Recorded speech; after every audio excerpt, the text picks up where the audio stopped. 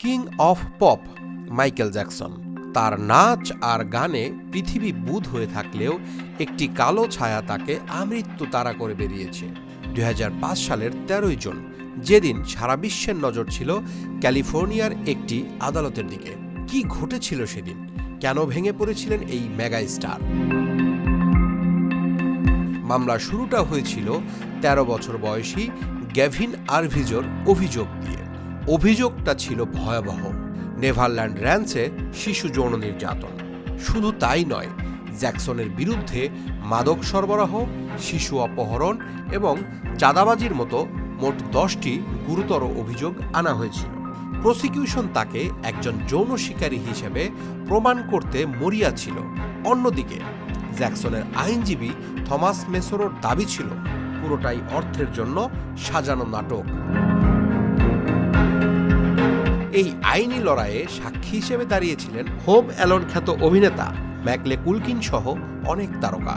দিনের পর দিন চলা শুনানিতে যখন প্রসিকিউশনের সাক্ষীদের বক্তব্যে অসঙ্গতি ধরা পড়ে, তখন মামলার মোড় ঘুরতে শুরু করে।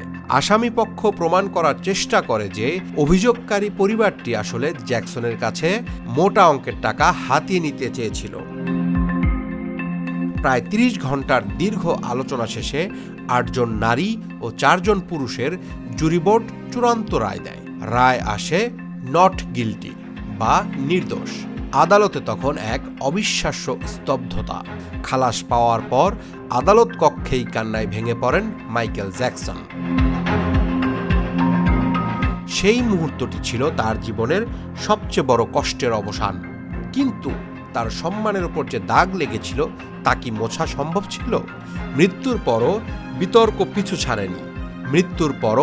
বিতর্ক পিছু ছাড়েনি।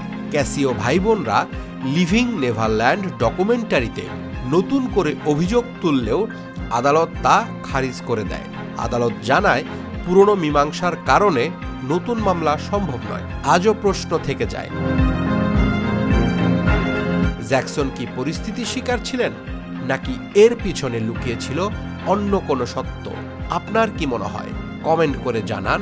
আর এ ধরনের ভিডিও নিয়মিত পেতে আমাদের চ্যানেলটি সাবস্ক্রাইব করে রাখুন।